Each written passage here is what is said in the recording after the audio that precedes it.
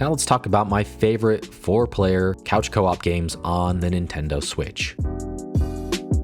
Starting with Overcooked. This is basically a cooking simulator. You can play it with up to 4 players, and that's kind of the sweet spot. It's manageable with less, but if you can have 4, that's how you want to do it. You and your teammates must prepare, cook, and serve food in the increasingly bizarre and hazardous kitchens. Of course, teamwork is essential, and it will get crazy very fast and overwhelming. The game is perfect for casual players, as anyone can pretty easily just jump in and figure it out, but the difficulty ramps up very quickly. The controls are simple and intuitive, but you're gonna find yourself scrambling under pressure. It's great for just quick pick up and play sessions.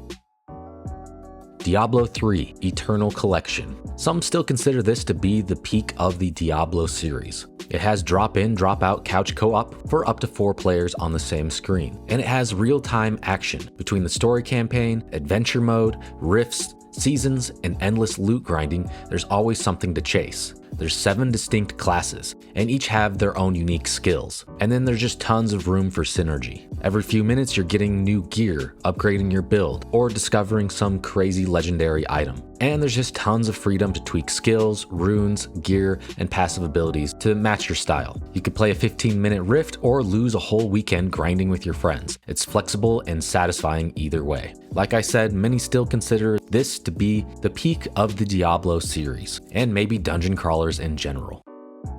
Death Squared is a puzzle game where you and your friends control these little cube characters, and you navigate complex environments full of traps, hazards, and obstacles. It's all about cooperation and communication. So you have to work together to solve these puzzles by maneuvering the cubes through dangerous levels, all while avoiding spikes, lasers, and shifting platforms. The puzzles start off really simple, but as the game progresses, they become increasingly complex. It's definitely going to require some precision timing and coordination between players. So miscommunication can really lead to some really frustrating deaths. Despite its challenging puzzles, the game has a light-hearted comedic tone, especially when players make mistakes. The charming, colorful cubes add a sense of personality to the puzzle solving. This is kind of like a mix between Portal 2 and Overcooked. Definitely recommended.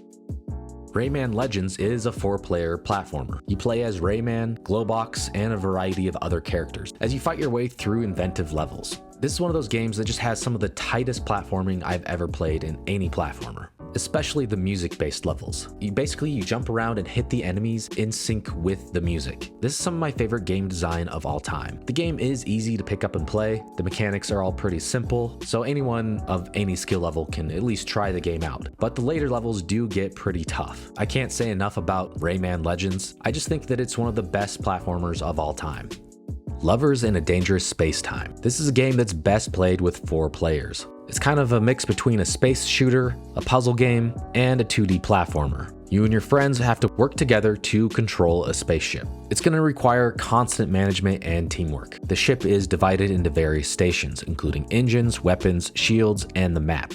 Each player must jump between stations, responding to different threats and navigating through a series of dangerous levels. So teamwork is really essential here. You have to communicate and work together. Even though it has a really lighthearted, whimsical setting and tone, the game becomes pretty frantic and overwhelming at times, which definitely adds to some frustration. But that's not to say that it's too difficult for newcomers. It's easy enough to just pick up and play, but as you progress, it definitely becomes more and more difficult. So you're going to want to find teammates that know what they're doing. This is one of those standout indie games that was just built for co-op gameplay.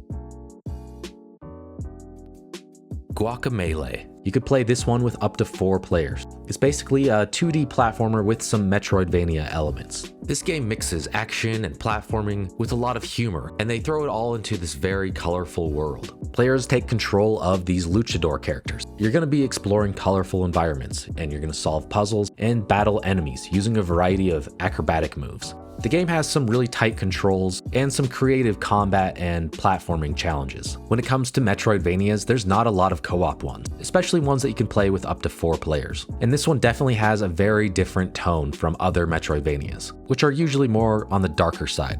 This one's just lighthearted with a lot of humor involved. Alright, now that you've made it this far into the video, I just wanted to talk about a couple ways that you could support our channel if you wanted to. No pressure or anything. We just recently started doing affiliate links through Amazon, so you could just click our link in the description, basically buy whatever you want with no additional costs, and we'll get a cut of that. And honestly, just subscribing and watching our videos and sharing them, that helps us out a lot too. That's pretty much it. I just wanted to throw that out there. I've never really advertised for that, but I thought I should mention it. And I just wanted to say thank you for everyone that's continued to support this channel. Alright, back to the video. Let's talk about some of the Mario games. We have Mario Wonder and Mario 3D World. Both are excellent platformers. Mario 3D World is of course a 3D platformer. I really love this game, and I have a lot of fond memories of playing it with my daughter. It's one of my favorite 3D platformers, although I don't think it works as well as a co-op game. As usually, the camera is kind of unpredictable, and it starts following one player, and then the other ones get left in the dust and then just go into bubbles. So as you can imagine, playing this with a young child, it can become really frustrating. But that being said, this is an excellent 3D platformer, one of the best of all time. And then of course, Mario Wonder is truly just the pinnacle of the 2D Mario platformers, and maybe the best co-op Mario game ever made. I cannot say enough about Mario Wonder. It's another one that I played with my daughter. The day that it came out, we played it non-stop until we beat it. And I think that this one works a lot better as a co-op game. There's less problems with the camera. And unlike the new Super Mario Bros. Games, you can't run into each other and screw up the tricky platforming parts. Anyways, you can't go wrong with either of these games. I just wanted to briefly mention both of them. And Streets of Rage 4. I've talked about this game countless times. I think it might just be the best beat 'em up of all time. I love Streets of Rage 2. It's probably my favorite beat 'em up of all time, but I do think that this game improved upon it in a lot of ways. Specifically, being able to play it with 4 players. The controls are tight and satisfying. Now you have these cool special abilities, and there's a lot of unlockable characters here. I think that this is the gold standard for beat 'em ups. There's not many games that are better than Streets of Rage 4. Rogue Heroes is a 4-player Zelda-like. It has the same kind of look and feel of The Legend of Zelda: A Link to the Past on Super Nintendo, but you could play it in 4-player, which is awesome. It also has some roguelite elements, but the main premise here is that you have to go into these various dungeons. Once you go into the dungeons, you're trying to get as many jewels as possible. This is where the roguelite elements start. Every time you enter a dungeon, it's procedurally generated, so it's a different experience every single run. But I like that you are constantly moving forward and progressing, so even if you do die, you're able to take the jewels that you earned and level your characters up. This becomes really addicting really quickly. And if you just take your time and level your character up, do some grinding, you can jump through these dungeons really quick. But outside of the dungeons, you're going to spend some time exploring. And I love this part of the game as well. When it comes to co-op Zelda-likes, this is at the top of my list. It's one of my all-time favorites. And there's just not very many that you can actually play with 4 players, so that makes it even better. And let's talk about Full Metal Furies. This one is an action RPG, and you can play this one with up to 4 players. So basically, you and your friends team up as a squad of unique characters, and you each have your own distinct combat styles. The game really focuses on strategic combat, as well as some puzzle solving and, of course, teamwork. So it's going to require some coordination and tactics to defeat enemies and to progress through the world. This game is definitely more on the challenging side. It gets pretty difficult pretty quick. This is another one of those games that I think just didn't get a lot of attention when it first came out. Anyways, if you're looking for an action RPG that's a little bit different, definitely try Full Metal Furies.